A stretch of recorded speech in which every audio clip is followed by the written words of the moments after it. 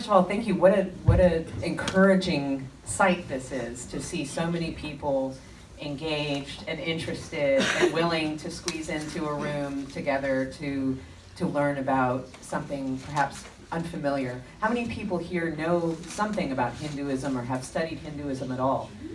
Okay. Oh, that's excellent. Okay.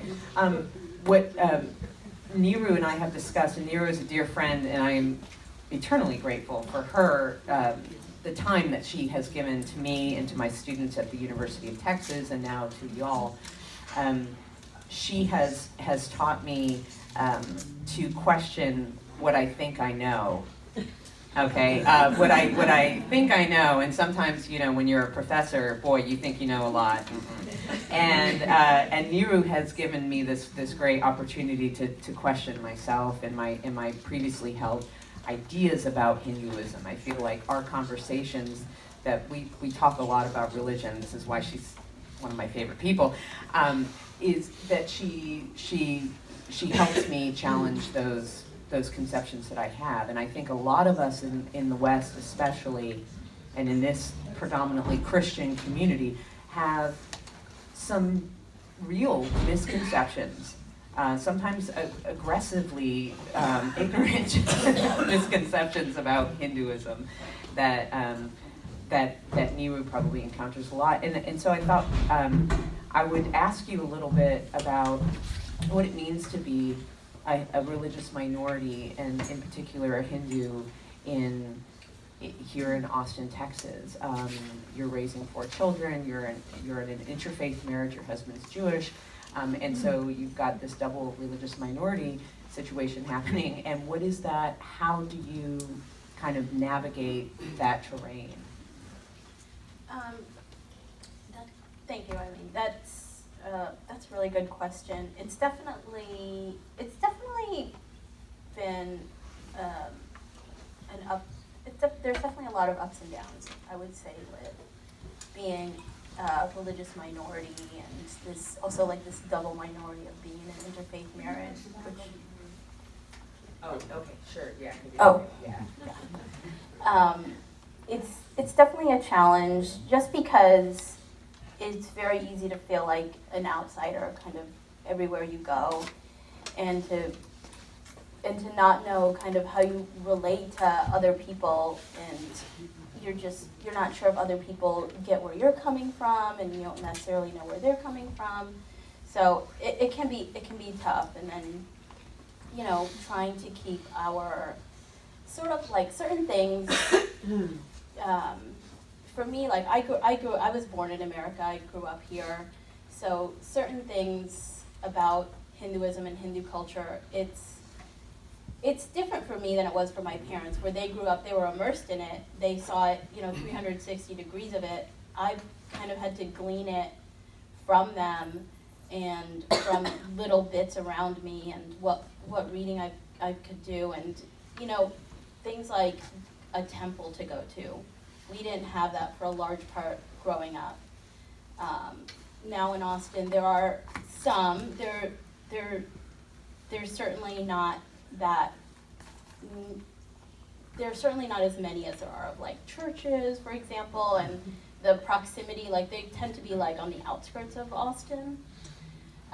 So they're not as centrally located, so it is a little bit tougher to get to. And certain things like, you know, Christmas, it's there, it's out there. There's, you know, I can walk into any Target or any H-E-B and just, I can get, you know, thousands of things for Christmas and see like, okay, this, but that may not even necessarily tell me what Christmas is about, but you could get a sense, I guess. I don't know, but, you know, I can't, for my religion, I can't do that. You know, I have to manufacture like sort of everything from scratch, and that can be hard.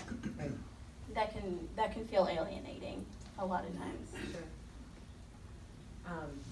I guess we're sharing this. No, this is easy. Oh, that one just got.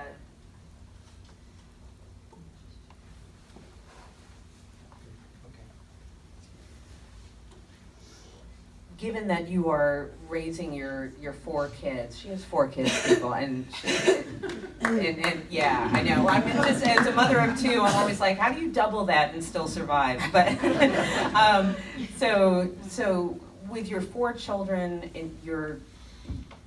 you are steeping them in Hinduism and also recognizing their Jewish background as well. But in terms of the Hindu aspect, I imagine a lot of parents here can think of what they've told their children as the essence of being a Christian, right? What you've taught about perhaps loving your neighbor or seeking to overcome sin and drawing closer to God. What would you say is, if you had to boil it down into a kind of essential teaching for your children, how do you teach them to be good Hindus? The tenets that we really emphasize are the idea of nonviolence, and that applies to a lot of different areas of our life. And the idea of, we do try to emphasize this idea of like trying to find joy in God. Those are probably the major things that we teach.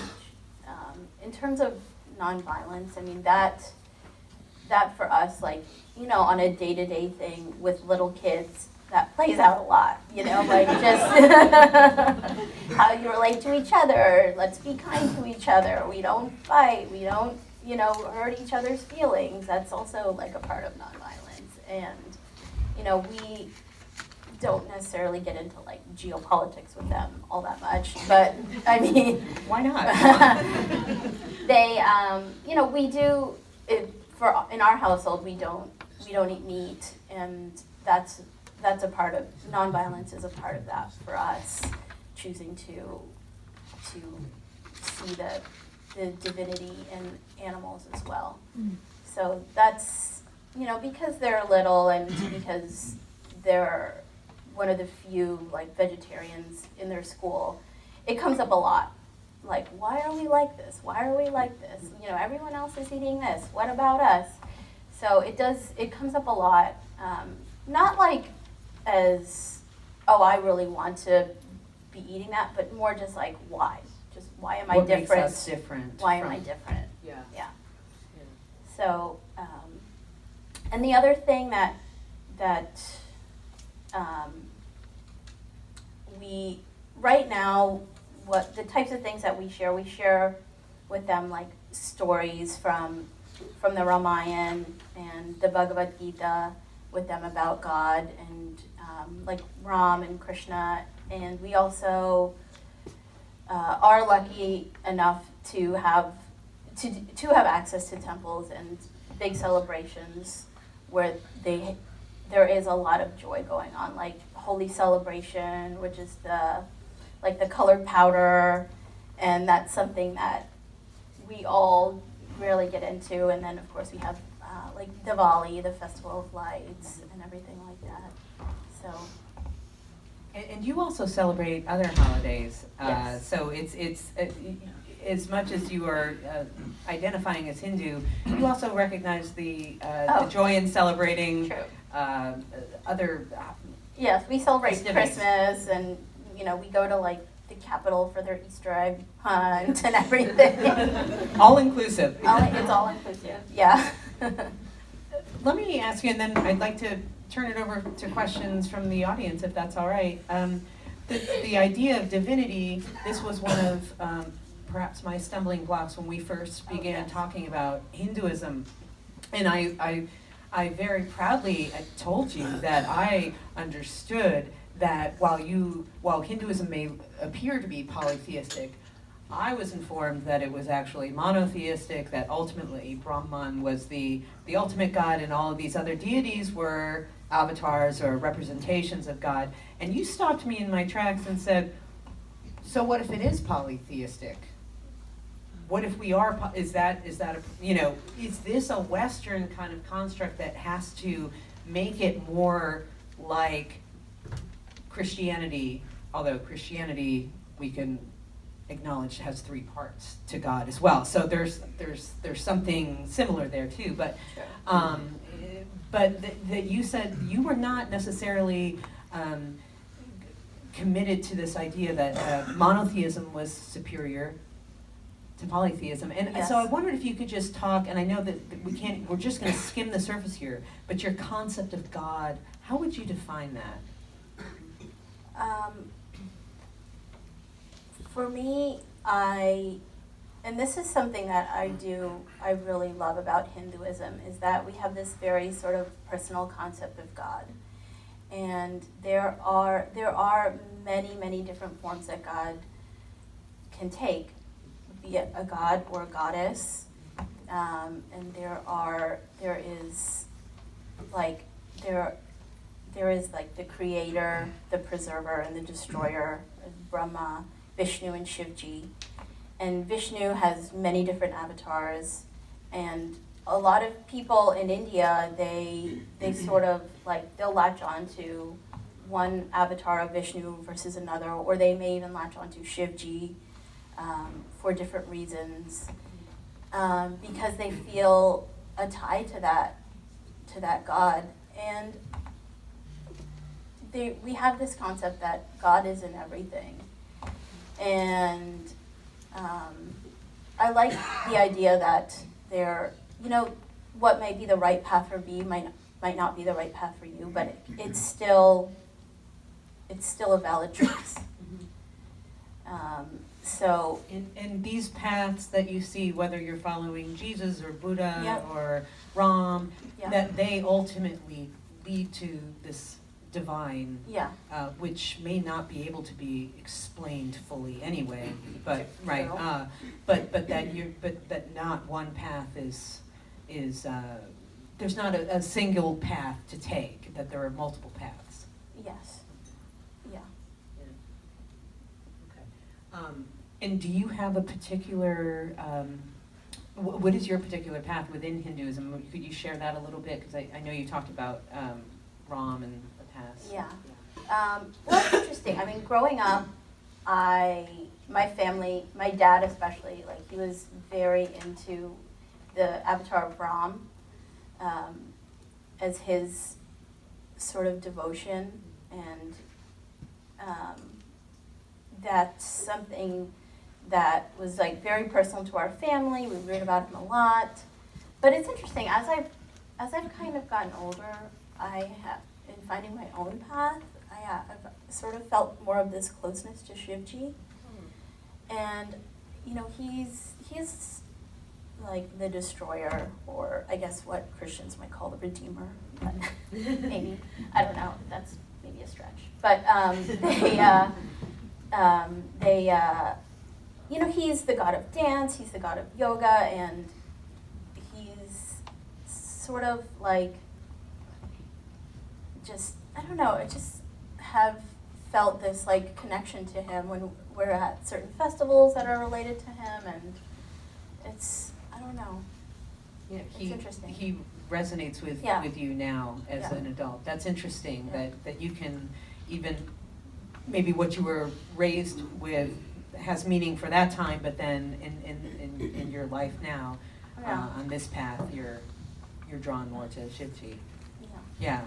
And some of this I realize might be, if you haven't studied Hinduism and aren't familiar with the deities within Hinduism, it's probably what's happening, we're not, it's an opportunity to learn, certainly, but I figure y'all have questions and I shouldn't monopolize Niru, so yeah.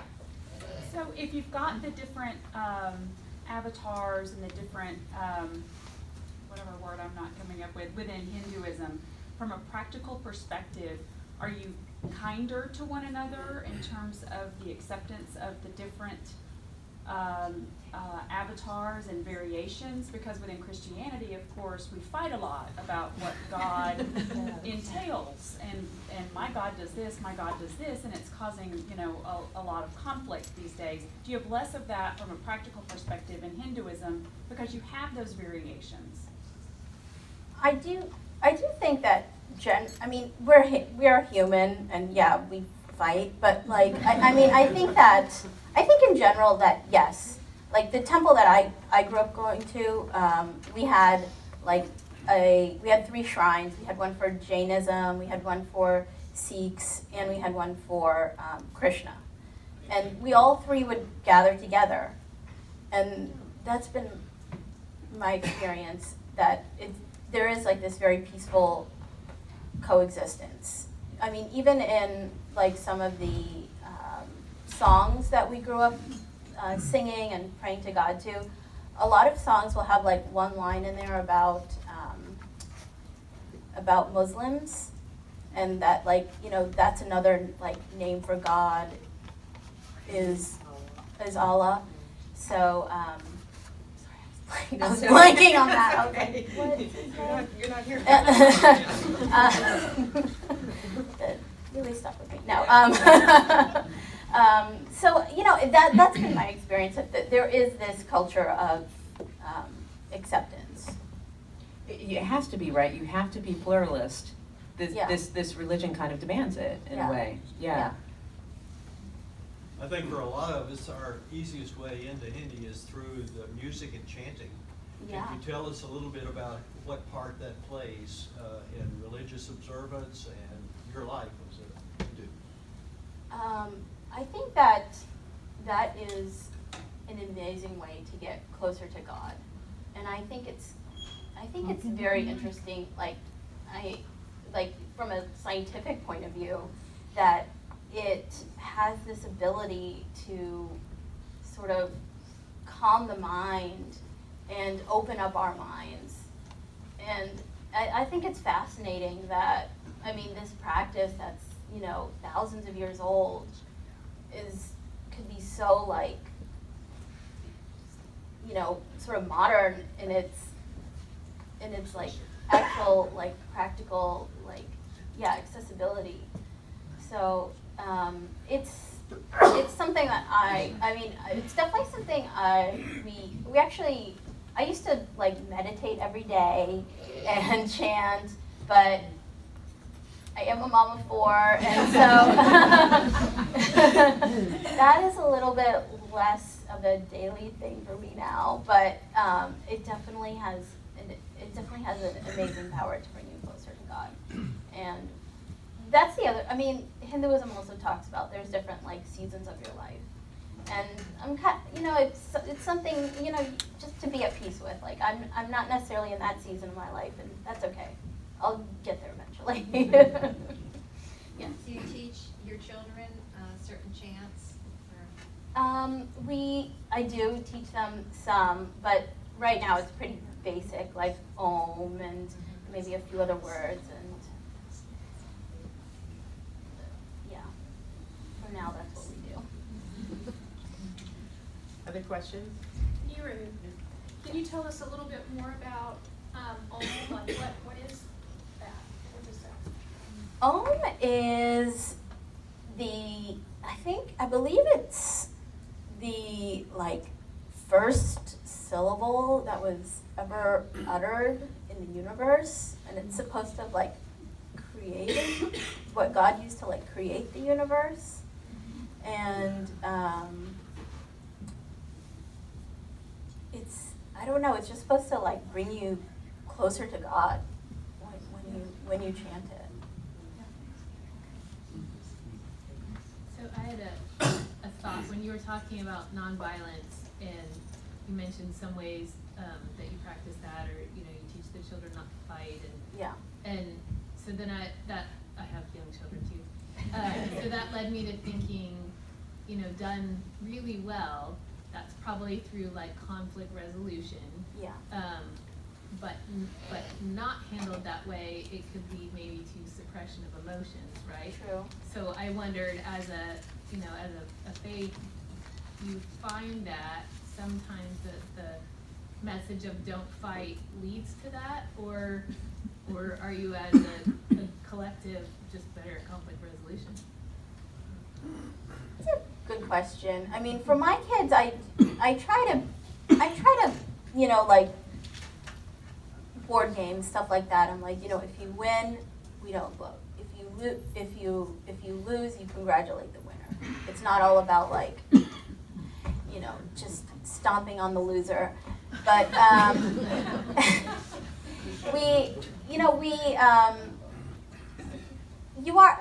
There's some truth to that, and there's definitely, and I don't know if it's partially like because my parents are immigrants, but there is a little bit of sort of like this just things may come at you that are negative, and just brush it off and let it go. There's definitely an aspect of that, which I don't 100% love. I think there is some, and that's something that is nice, that is happening more and more these days, of like this idea of, no, let's acknowledge our feelings. But yeah, I mean, culturally, I'm with you. It's been a little tough, for sure. Yes. I was wondering, we see a lot in the news about the conflict between the Muslims and the Hindus.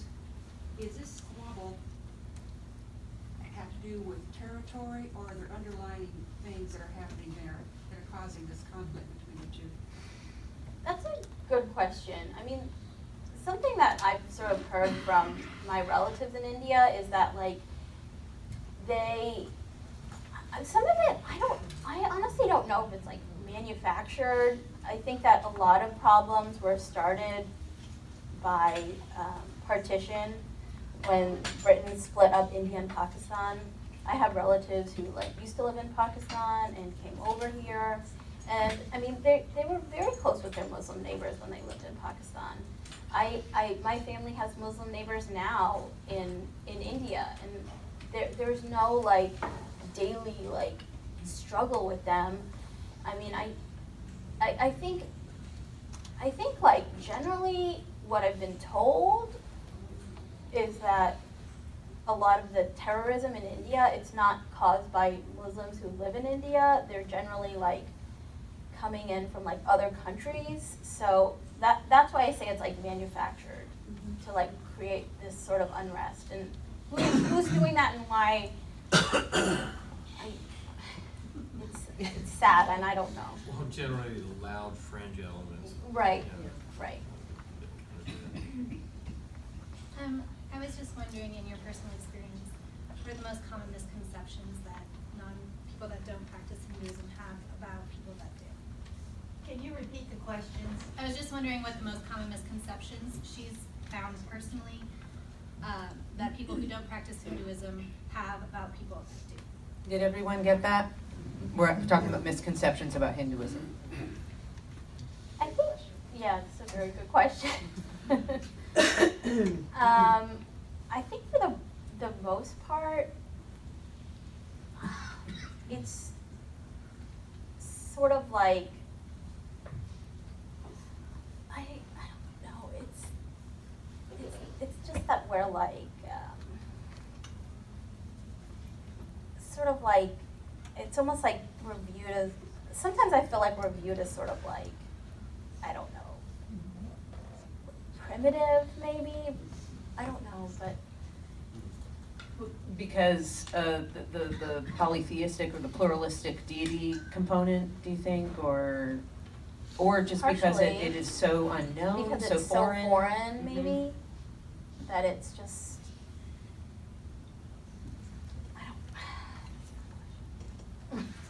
Could I chime in? Sure. One of the things I think we tend to misunderstand in the West is the concept of karma, and how many of us use karma casually in conversation. Mm-hmm. Yeah, right? Oh, that's bad karma. And we have no idea what we're talking about, right?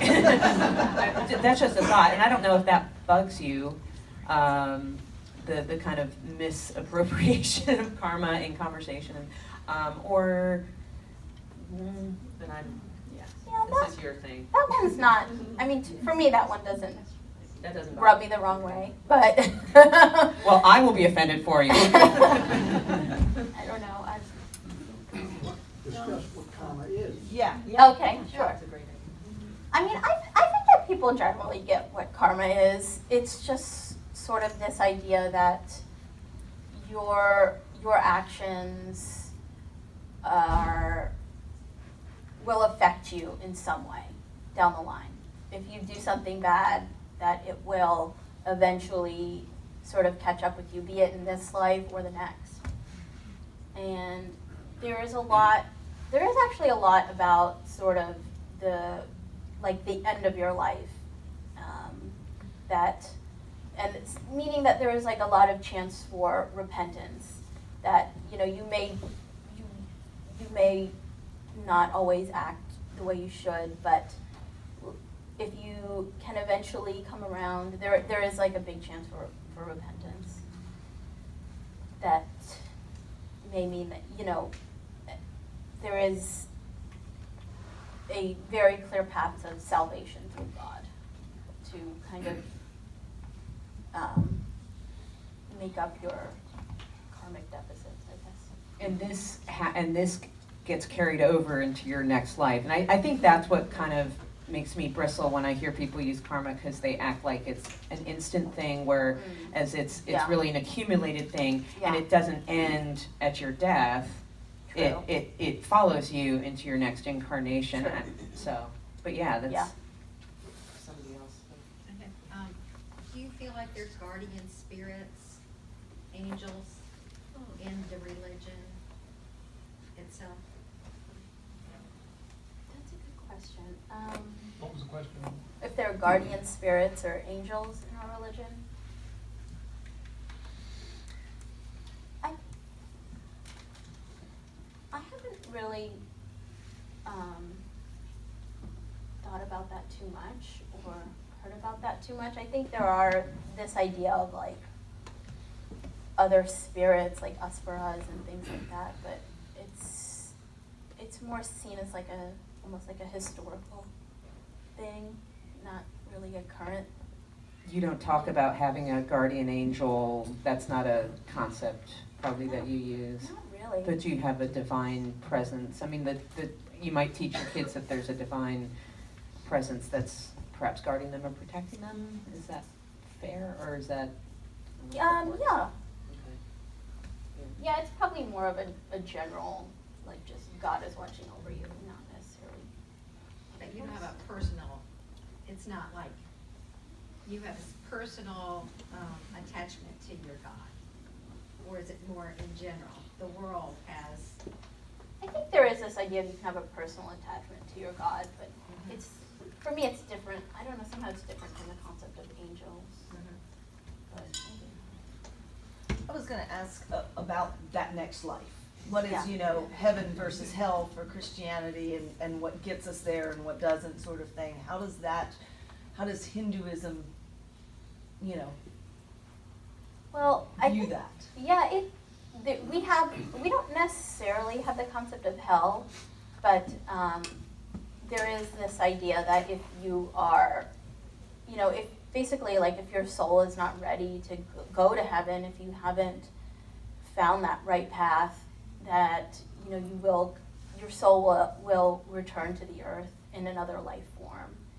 And it could be like, you know, something terrible, or, you know, like a cockroach or whatever, like something awful, I don't know.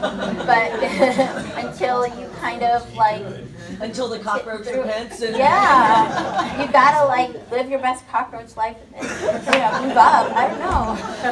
But yeah, there is definitely that idea that your soul doesn't die. Your soul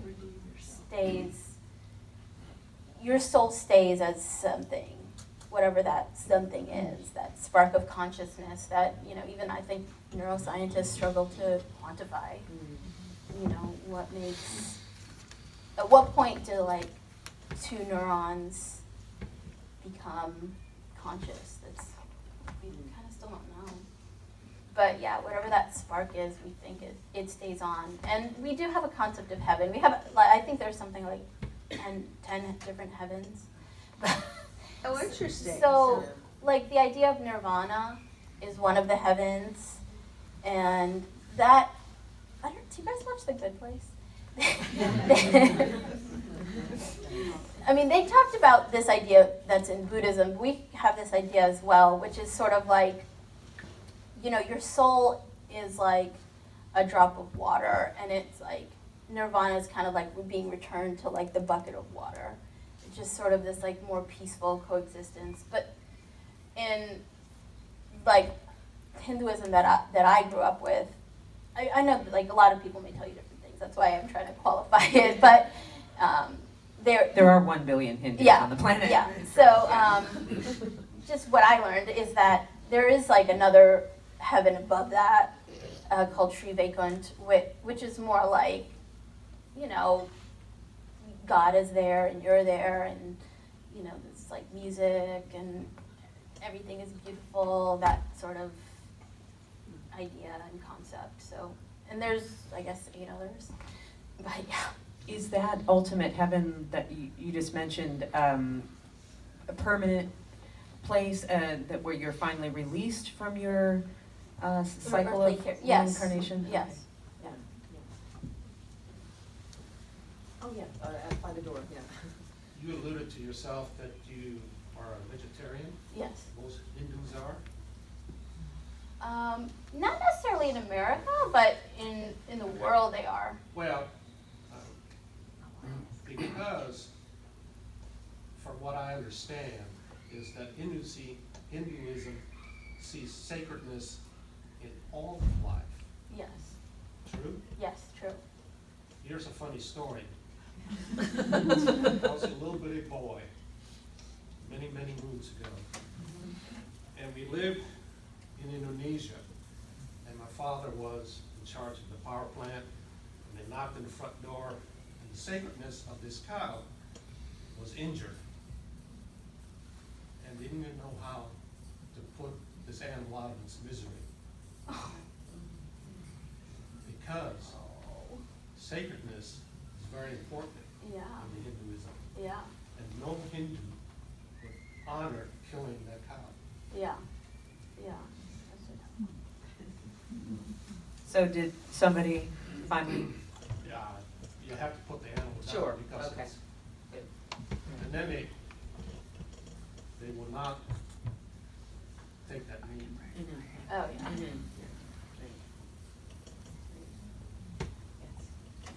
It might be helpful, and you know, it's very difficult to do, you know, big broad strokes and summaries of things, and especially of something as complex as Hinduism.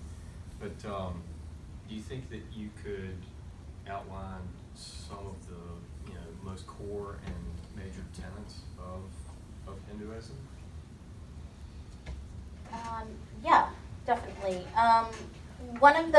I think one of the major tenets of Hinduism is this idea of your duty and figuring out what is your path. So, like, another name for Hinduism is Sanatana Dharma, and I think that's another phrase that people might know is dharma, but I don't know that anyone really knows what that one means. And your dharma is what kind of you're supposed to be doing. And that's different for everybody, and it varies, like, at what age you are and everything like that. That's definitely a big part of Hinduism, and figuring that out takes a long time. So the core proposition is really finding you a purpose in the world and Yeah. in reality. Yeah, and that's on multiple levels, like on your relationship with God, on your relationship with your family, on your relationship with your community, and how you can kind of contribute to all of those things. Does Hinduism revere a single original founder? Like a Moses or Like something? Jesus Christ and that, Muhammad or, yeah. or Muhammad. Right. No, we don't really revere one specific founder. I know certain texts, like the Ramayana we know that, like, historically we do know, like, 2 of the authors of the Ramayana, but even generally, like, the Upanishads and like the Bhagavad Gita, we kind of do know the author, but it's not a person who is, like, revered in that way. It's like, I think it's like 5,000 years old. And you don't have a single scripture, you have many, many Yeah. scriptures, so that also changes things. I imagine the original, or some of the earliest scriptures that were written down centuries after they had been oral tradition first, Yeah. Perhaps, if I'm Yes. remembering correctly. Yes. So, so it is so vast, it is so different in many ways from Christianity and Islam and Yes. Judaism. Yeah. Yes, yeah, there's this idea that like 90% of it's been lost because it was like orally transmitted and a lot of that was lost. Right. We have a meeting in the back? You said that you emphasize, pacifism and nonviolence. Do Hindus serve in the military of any country? Oh yeah, they do. Okay. Well, and I mean, so ideally, it's a nonviolent life. But if you look at the Bhagavad Gita, I mean, that's an instruction on how to fight a battle. So Yes. there's the recognition too that you have to go to war. Yeah, that sometimes Yeah. going to war is part of your duty, and that, even though you're breaking one tenet of being nonviolent, you're actually, supporting your family and your community, and so that supersedes that basic idea of like, Thank you. thou shalt not murder, kind of. Thank you. Sure, thank you. Do you have communal worship, and if so, who leads it? We do have communal worship, absolutely. We have priests and, pujaris, or gurus as they're called, absolutely, yeah. Is it every week? Is it on a regular day? Traditionally, it's on a Tuesday, but I think people here do it on Sunday, yeah. Yeah. So can you help give me a little better understanding? So from a Christian Catholic, you're baptized, you're confirmed, or if you're Jewish, you can do bar mitzvah. So walk me through what it would be like in the Hindu life from the time you're born. What are the different stages? There's different ceremonies as you go through your life. I think there's one like before you're born. After you're born, we have like a naming ceremony, and then one we have that is like your getting your head shaved, which would like, it's sort of like your baptism. Basically, it's like the idea of like freeing yourself from the sins of your past life. Is a major one, and then And that's at what age? that's like before you turn 1, Okay. right around 1. Yeah. Oh. Not shaving much off. Yeah, no, it's yeah. Well, some of them have a Would lot that of refer to your karma, that you still Yeah. wouldn't get rid of all your bad karma? Well, I mean, I guess there's this idea that if, you give it up to God, then maybe you can. And there are some people who are born who are so much closer to enlightenment and True. goodness that, and they're here almost, they're not angels necessarily, but they are like the ultimate teachers because they are, right, so some people might come in with hardly any bad Yeah. karma, or maybe Yeah. no bad karma, but they've been returned to earth as to be guides. Yeah, that's definitely, yeah. There's definitely a lot of stories about that. I mean, you can't really know anyone's karma, but yeah, Right. there's definitely that concept. Indian weddings are usually really huge, and I'm trying to figure out whether or not a big part of that is Hinduism or whether or not it's just the culture of India. Can you, you were talking about the phases of life. When it comes to a ceremony like weddings, how much of that is Hinduism versus just the culture? I mean, a lot of, your wedding is like, another phase, for sure. It's culture versus religion. I think it is, in a way, it is tied to our religion, which is sort of, like, it kind of like embraces like, sort of like the depth and width of life, just like color and music and, all different ways to sort of glorify God, and I think that's part of it. I think that part of our culture ties back into that sort of like finding joy in God. Second question, oddly enough, there's a Hindu temple out in southwest Austin. They have festivals out there. are just the general population invited to those? Can Oh. we go out and participate? Yeah, absolutely. Okay. Yes, absolutely, yeah. It can be very crowded. I would go early. But it's a lot of fun, yeah. But they help It's you find nice. parking, I can attest to Yeah, that. They will find a piece of grass that you can park on. I've been to South by Southwest, I know what parking is. Okay. I'm glad you asked that question though, because I was going to say this being the first step in a conversation that just barely skims the surface. Yeah. A next step, which again, maybe still only skimming the surface, but getting closer to the next layer is going to a Hindu temple and observing a celebration like Diwali or Holi, or just going to a prayer service, something like that. And yeah, most of the time, I think you'll find that people, as you would here at Westlake United Methodist, say, yeah, come on in, come on, we'll show you around. Yeah. That's the kind of reception you'll likely get. Well, our speaker this morning talked about the passport going to different churches, and I was Yes. wondering whether or not that would be appropriate for Hinduism as well. Oh, yeah. Thank you. Sure. I have one question. Yes.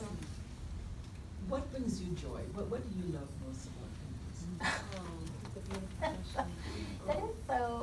That's so sweet. I like the things that I really love is like things that allow me to like sort of be physical, like dance and, you know, playing Holi and, you know, moving to the music, things like that, that really I feel this strong connection to.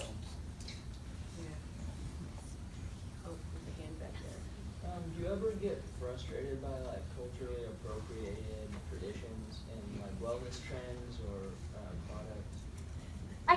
I definitely do, and that sort of type I'm sorry, did everyone hear that question? Yes. The question was, do you ever get frustrated by the West appropriating Hindu or Indian customs, like, I'm guessing maybe yoga and Ayurvedic medicine, stuff like that? Okay. Yeah, I mean stuff like, you know, like that part of that is it's frustrating because it's like I feel like in a lot of ways Hindus can sort of be like the punchline to a lot of jokes, like, oh, we love cows, or oh, we like work at convenience stores, or, you know, like, but just, you know, like the Apu and the Simpsons, and but like at the same time, it's like, but you like our ideas and you want to use them, but you don't want to call them Indian, or like, you know, when you put these like faces out there of like, you know, the face of like yoga or whatever, it's like, it doesn't look anything like me. And so, you know, when I go out or when I go to the grocery store, when my kids are like trying to find markers that, or crayons that they can use for their projects, it's like they can't. Because like they don't, it's not widely offered. It's not, you know. For like the skin color.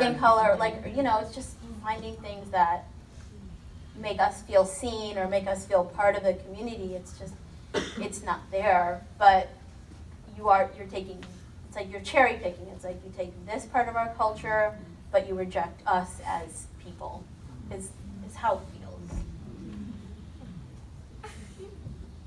Is it okay for Westerners to practice yoga, or is that a really nuanced, complicated kind of thing that you can't really answer in a sentence? I don't think there's anything. I think it's great. I think it's wonderful for people to practice yoga. I think it really is, and I think that you know, there's like many different layers to yoga. I think that generally what you see in this country is just the very first layer of yoga. But that's okay. And but you know, it's just acknowledging that, yeah, it's Indian, and it is part of our religion too. So you know, just that idea of a little bit of respect there. Yeah, we have 5 more minutes. Anyone keeping? 5 more minutes? Is that right? That's right. Okay, let's get another question in. Yes. Are your children taught Judaism also? How does that work together? Definitely they are. We just kind of do like holidays as they come, and my husband, I think, you know, sometimes I think like somehow it's been like more like I'm the one hosting Seder or like, you know, I don't know. That's not fair. Did you have to clean your cupboards out beforehand? Yeah, but it's fine. But they learn about these things in turn. Just, they know that they're part of both, you know. That's, you know, their dad and their grandma, and that's their mom, and their nana and nani, and, you know, they have both parts of them inside themselves. They seem to accept it. So as you contemplated marrying, was it a big thing, a big leap for you or for your husband to sort of think this through and go, oh my gosh, what are we doing here? Or how did that sort of come to you? I mean, well, for me, I think I grew up with like such a like diverse group of friends and everything. It wasn't that big of a leap. So we knew like we would kind of work it out, and we have. It hasn't been like major problems or anything. How did your parents feel about it? Your respective parents feel about it? Yeah, once my husband got into law school, it helped.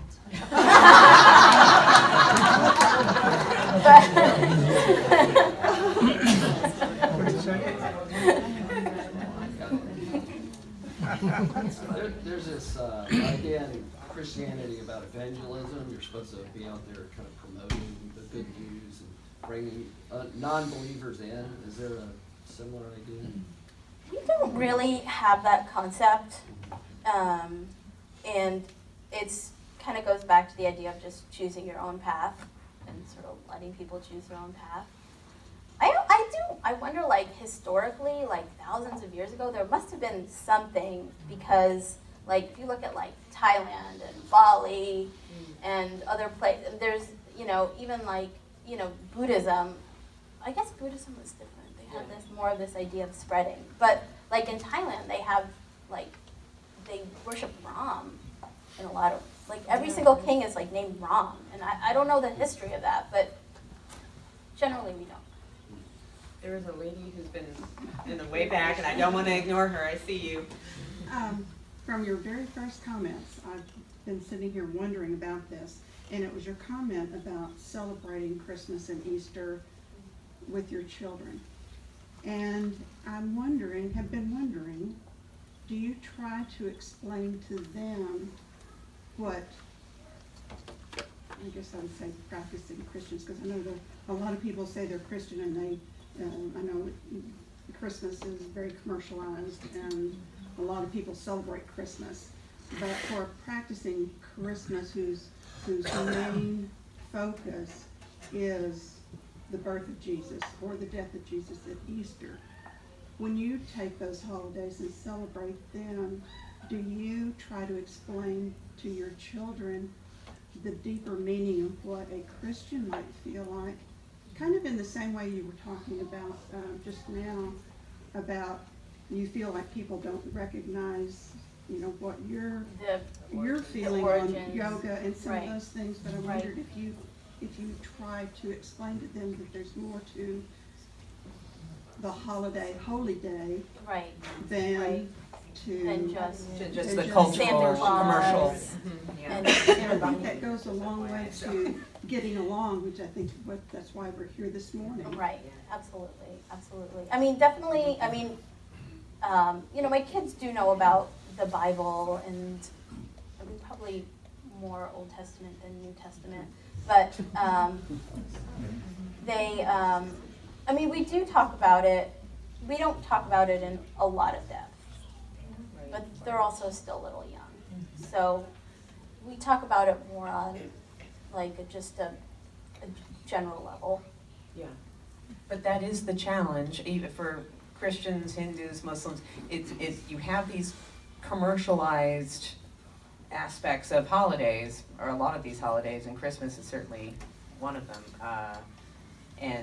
where do you how do you kind of balance both appreciating the Santa Claus aspect along with the the story of the birth of Jesus, and can you participate in that culturally if you're a non-Christian? These are great questions to think about. And we're at time, and so One yes or no question? Okay, yes or no Do your kids question. go to public school or do they go to private school? Public. All right, so they're picking up some of this just from being part of the normal public school Oh, system, yeah. right? Oh, Okay. absolutely. Thank you. Yes. thank you so much, Niru. And